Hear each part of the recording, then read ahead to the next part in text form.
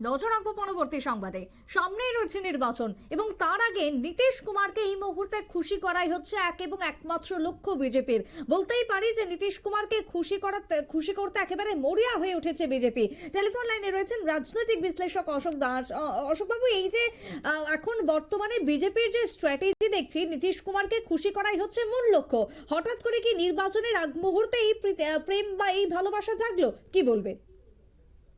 নমস্কার সকলকে, আপনাদের এবং যারা এটা দেখছেন সকলকে নমস্কার জানাচ্ছি। দেখুন, নীতিশ কুমারের সম্বন্ধে যে কথাটা বললেন, তো এরকম কোনো সরলীকৃত ব্যাপার নয় যে তাকে খুশি করার জন্য, না খুশি করার জন্য নয়।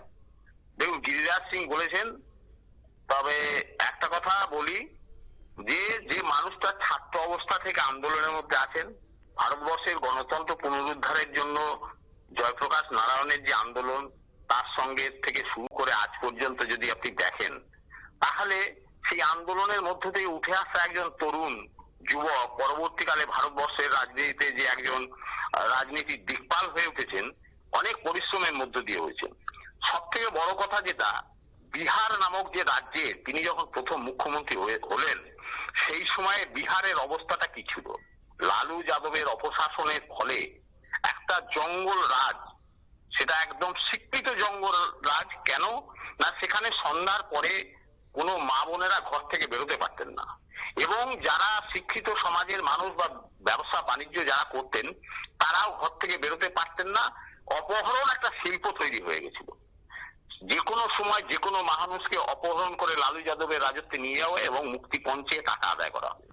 সেই জায়গা থেকে একটা শিক্ষা দীক্ষার অধঃপতন হয়ে গেছিল। সেই জায়গা থেকে একটা মানুষ সেই বিহারকে ধীরে ধীরে ধীরে ধীরে তুলে এনেছেন। আজকে দেখুন, একটা উদাহরণ দেব, যে শুধু আর্যভট্ট ইউনিভার্সিটি, জ্ঞান বিশ্ববিদ্যালয়, চাণক্য ল ইউনিভার্সিটি নয়, দুটো এইমস নয়, একটা পাটনাতে, একটা দ্বারভাঙ্গাতে। সেটা থেকেও বড় কথা, যেটা যে ইখতিয়ার উদ্দিন বিন বখতিয়ার খিলজি অত্যাচারী মুসলিম শাসক, যে নালন্দাকে পুড়িয়ে ধ্বংস করে দিয়েছিল, সেই শিক্ষার পীঠস্থান সারা ভারতবর্ষ না, সারা এশিয়া মহাদেশের, সেই সেই জায়গাটাকে আবার তিনি পুনরায় সেই বিশ্ববিদ্যালয়কে চালু করেছেন, এবং আস্তে আস্তে সেটাকে আরো বৃহৎ আকারে নিয়ে যাওয়ার জন্য যে পরিকল্পনা, এই সমস্ত নীতিশ কুমারের সহযোগী হিসাবে ভারতীয় জনতা পার্টি নিশ্চয়ই আছে, কেন্দ্রের সরকার নিশ্চয়ই আছে।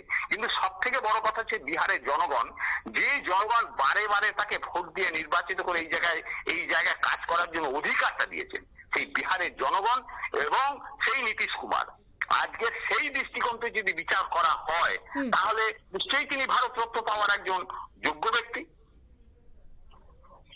বেশ বেশ, ধন্যবাদ অশোক বাবু। এই মুহূর্তে আমরা কথা বলছিলাম, রাজনৈতিক বিশ্লেষক অশোক দাস ছিলেন টেলিফোন লাইনে। তবে নির্বাচনের আগে নীতিশ কুমারকে খুশি করতে মরিয়া বিজেপি, এই বক্তব্য এখন ঘুরপাক খাচ্ছে। কারণ কি? কারণ ভারত রত্ন দেবার দাবি করেছেন কেন্দ্রীয় মন্ত্রী গিরিরাজ সিং, এবং তারপরে শুরু হয়েছে যাবতীয় জল্পনা। ছোট্ট বিরতির পর ফিরছি, সঙ্গে থাকুন।